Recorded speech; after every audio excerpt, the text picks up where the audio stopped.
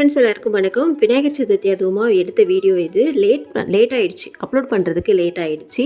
ஏன்னா கொஞ்சம் வேலை வந்துட்டு கொஞ்சம் அதிகமாகவே இருந்தது, அதனால வந்து வீடியோ அப்லோட் பண்ணலை. அது மட்டும் இல்லாமல் லாங் வீடியோ அப்லோட் பண்ணி ரொம்ப நாள் ஆகிடுச்சு.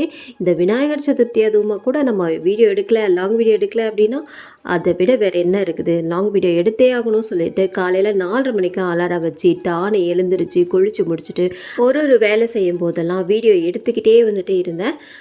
இன்றைக்கி வந்து பார்த்திங்கன்னா விநாயகர் சதுர்த்தி அதுவுமா தான் பார்த்திங்கன்னா காலையிலே வந்துட்டு யாரும் எழுந்திரிக்கிறதுக்கு முன்னாடியே எழுந்திரிச்சாச்சு. ஏன்னா நம்மளோட வேலை என்னது, ஃபேமிலி கேர்ள் அப்படின்னாலே காலையில் எழுந்திரிக்கிறதா நல்லது. அப்படி லேட்டாக எழுந்திரிச்சிட்டோம் அப்படின்னா அந்த நாள் பூரா வேலையே ஓடாது இல்லையா. அதுவும் நல்ல நாள் அதுவுமா நம்ம லேட்டாக எழுந்திரிச்சோம் அப்படின்னா சுத்தமாக வேலைக்காகாது. காலையில் எழுந்திரிச்சு நான் காலையில் தான் வந்து இந்த ஸ்டவ்லாம் வந்துட்டு கழுவி நீட்டாக வச்சேன். ஏன்னா நைட்டு வந்து 11 மணி ஆகிடுச்சு எல்லா வேலையும் முடிச்சு வைக்கவே. அதனால் வந்துட்டு ஸ்டவ் எதுவுமே கழுவல, இருந்த பாத்திரம்லாம் கொஞ்சம் பாத்திரம்லாம் அப்படியே இருந்தது. காலையில் எழுந்திரிச்சு தான் எல்லாத்தையும் கழுவி சுத்தம் பண்ணிவிட்டு அதுக்கப்புறமா பிரசாதம் செய்கிறதுக்கு ஒன்றுனா பிரசாதம் செய்கிறதுக்கு நான் வந்து ஸ்டார்ட் பண்ணிகிட்டு இருந்தேன். ஃபஸ்ட்டு வந்து 7:30 மணிக்கெலாம் ஸ்டார்ட் பண்ணிட்டேன். ஆனாலும் எனக்கு கொஞ்சம் பசங்கள்லாம் வீட்டில் இருக்குங்க, அவர் வீட்டில் இருப்பாங்க. அவங்களுக்கு ஏதாவது கேள்வி கேட்டாங்க அப்படின்னா நம்ம வந்து பதில் சொல்லணும். அந்த மாதிரியே வந்துட்டு நிறைய விஷயங்கள் போய்கிட்டே இருந்ததா, அதனால் எனக்கு மத்தியானம் ஆயிடுச்சு. பிரசாதம்லாம் செஞ்சு சாப்பாடு செஞ்சு நம்ம விநாயகருக்கு வந்துட்டு படைக்கிறதுக்கு வீடியோ போட்டும் ரொம்ப நாள் ஆயிடுச்சு, பேசியும் ரொம்ப நாள் ஆயிடுச்சு. அப்படின்றதுனால வாய் கொஞ்சம் குளருது, கொஞ்சம் டிஸ்டர்பாக இருந்தால் மன்னிச்சுக்கோங்க. இன்றைக்கான பிரசாதமாக ஃபஸ்ட்டு எள்ளுருண்டை பண்ணிடலாமே சொல்லிட்டு தான் முடிவு பண்ணி அதுக்கு வந்து ரெடி பண்ணிகிட்டு இருந்தேன். இந்த நிலக்கடலை வந்து நான் வறுத்த வேர்க்கடலை வந்துட்டு வாங்க மாட்டேன் எப்போவுமே. பச்சை வேர்க்கடலை தான் வாங்குவேன். ஏன்னா அதில் பார்த்திங்கன்னா மண் நிறையாவே இருக்கும், அதனால் எனக்கு வந்து பிடிக்காது. அதை அப்படியே வந்துட்டு நம்ம போட்டோம் அப்படின்னா எனக்கு வந்துட்டு அவ்வளோவா வந்துட்டு திருப்தியே இருக்காது, எந்த ஒரு இதுவும் செஞ்சாலும், எந்த ஒரு ஃபுட்லேயும் சேர்க்குறதுக்கு. அதனால் என்ன பண்ணுவேன்னா எப்போவுமே பச்சை வேர்க்கடலை வாங்கி நம்ம வீட்லேயே வந்துட்டு வறுத்து வச்சுக்கிட்டோம் அப்படின்னா அதை வந்துட்டு நம்ம தேவையானதுக்கப்புறம் யூஸ் பண்ணிக்கலாம். இல்லை வந்து கருப்பு எள்ளு ஒரு 100 கிராம் வாங்கியிருந்தேன். அதை வந்து லைட்டாக நம்ம வறுத்துக்கிட்டு அதுக்கப்புறமா அதை ஆற விட்டு மிக்ஸி ஜாரில் கொஞ்சம் கொரப்பாக இருக்கிற மாதிரி அரைச்சிக்கணும். ரொம்ப அரைச்சோம் அப்படின்னா எண்ணெய் பிரிய ஆரம்பிச்சிடும். அதனால் கொஞ்சம் கொரப்பாக வந்துட்டு அரைச்சி எடுத்ததுக்கப்புறமா அதுக்கப்புறம் இந்த நாட்டு சர்க்கரையோ இல்லை வெல்லமோ சேர்த்து அரைச்சி எடுத்துக்கணும். அதுக்கப்புறமா நம்ம நிலக்கடலை வந்துட்டு கொஞ்சமாக தூவிக்கணும். அது முழுசாக தூவினாலும் பிரச்சனை இல்லை அப்படின்னா கொஞ்சம் கொரப்பாக அரைச்சி தூவினாலும் பிரச்சனை கிடையாது. அவ்வளோதான். கொஞ்சம் நெய் விட்டு நம்ம உருண்டை பிடிச்சோம் அப்படின்னா சூப்பராக உருண்டை பிடிக்கிறதுக்கு வந்துடும். அவ்வளோதான். இப்போ ஃபஸ்ட்டு பிரசாதமே பார்த்திங்கன்னா இந்த எள்ளுருண்டை தான் வந்து ரெடி பண்ணேன். அது வந்து ரெடி ஆயிடுச்சு. அதுக்கப்புறமா வந்துட்டு இந்த சுண்டலும் இடையிலேயே வேக போட்டுடலாமே சொல்லிட்டு கருப்பு சுண்டல் தான் ஊற வச்சுருந்தேன். அப்புறம் பூர்ணத்துக்கும் பார்த்திங்கன்னா நமக்கு முக்கியமாக வந்து இந்த வேர்க்கடலை தான் தேவை, அதையும் வந்து ரெடி பண்ணிவிட்டேன். இன்றைக்கி ஒரே ஒரு கொழுக்கட்டை தான் பண்ண முடிஞ்சுது என்னால். விநாயகர் சதுர்த்தி எதுவுமா ஒரே ஒரு கொழுக்கட்டை தான் பண்ண முடிஞ்சுது. ஏன்னா வேலை வந்து இழுத்துக்கிட்டே போகும் அப்படின்றதுனால சரி அடுத்த வருஷம் வேணால் பார்த்துக்கலாம் அப்படின்றதுனால என்ன பண்ணிட்டேன், ஒரே ஒரு கொழுக்கட்டை தான் பண்ணேன். இது வந்து பார்த்திங்கன்னா கொழுக்கட்டை செஞ்சே ரொம்ப நாள் ஆயிடுச்சு. ஆனால் இன்றைக்கி வந்து செஞ்சே ஆகணும் அப்படின்ற ஒரு கட்டாயத்தினால தான் வந்துட்டு செஞ்சேன். இல்லைனா வந்து அந்த எண்ணமே சுத்தமாக வரவே வராது, கொழுக்கட்டை செய்யணுமா அப்படின்ட்டுலாம் வரவே வராது.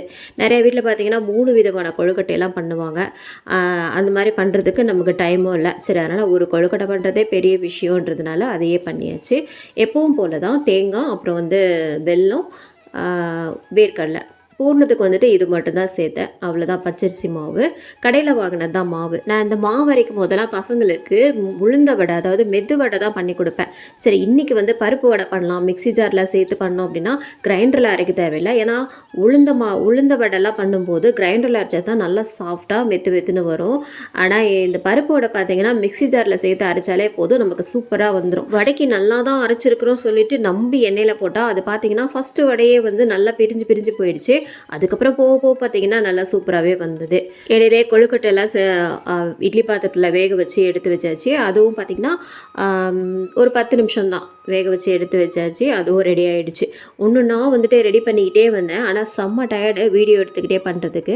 எனக்கு வந்து வீடியோ எடுக்கணும் அப்படின்னா நானே ஸ்டாண்டில் வச்சு தான் எடுத்துப்பேன். எனக்கு வந்துட்டு யாருமே ஹெல்ப் பண்ணவே மாட்டாங்க, நானே ஸ்டாண்டில் வச்சு தான் எடுத்துப்பேன். அதனாலே பார்த்திங்கன்னா கொஞ்சம் டைம் போய்கிட்டே இருக்கும். பிரசாதம்லாம் செஞ்சு முடிச்சுட்டு சாப்பாடு சாம்பார் பொரியல் அப்படின்ட்டு எல்லாமே செஞ்சு முடிச்சதுக்கப்புறம் தான் சாமிக்கு வந்து இந்த பொட்டு வைக்கிறது எல்லாமே வந்துட்டு ரெடி பண்ணிகிட்டு இருந்தேன். அப்புறம் பிரசாதம் எல்லாத்தையும் எடுத்து வச்சா தானே நம்ம படைக்க முடியும் அப்படின்னு சொல்லிட்டு மத்தியானம் தான் எல்லாத்தையும் எடுத்து வச்சு ரெடி பண்ணிகிட்டு இருந்தேன். என்னோடய வீடியோ பார்க்குறவங்களுக்கு நிறைய பேருக்கு தெரிஞ்சிருக்கும். இந்த பிரம்ம முகூர்த்தம்னு ஒன்று ஸ்டார்ட் பண்ணல. பிரம்ம முகூர்த்த பூஜை வந்துட்டு பண்ணியிருந்தேன். ஒரு 21 நாள் பண்ணியிருந்தேன். அதுக்கப்புறம் வந்து அது வந்து ஸ்டாண்டில் வச்சு பண்ணியிருந்தேன். அவ்வளோவா சரியாக சாமியும் தெரியல, எதுவுமே வந்துட்டு தெரில. இன்னும் சாமி ஃபோட்டோ நான் எதுவுமே வைக்கல. இப்போ வந்துட்டு பிள்ளையார் மட்டும்தான் நான் வச்சுருக்கேன். நான் அதெல்லாம் அரேஞ்ச் பண்ணதுக்கப்புறமா இந்த ஷெல்ஃபில் வச்சா கொஞ்சம் ஓரமாக போயிடும். ஏன்னா அது வந்து வலி மேலே இருக்குது அப்படின்றதுனால கிச்சனில் இருக்கிற ஷெல்ஃபில் வந்துட்டு மாற்றிட்டேன். இங்கே பாட்டில்ஸ் தான் வச்சுருந்தேன், துவரம்பருப்பு கடலைப்பருப்பு அப்படின்ட்டு இது எல்லாமே வச்சுருந்தேன். அதை எல்லாத்தையும் மேலே தூக்கி வச்சுட்டு சாமி படம்லாம் இங்கே வச்சிடலாமே சொல்லிட்டு. ஏன்னா கிச்சனும் கொஞ்சம் உள்ளே இருக்கிறதுனால கொஞ்சம் மறைவான இடத்துல தான் சாமி வைக்கணும். ஏன்னா எதிர்க்க வர்ற வழியில் வச்சோம் அப்படின்னா அது பார்வைக்கு அழகாக இருக்காது.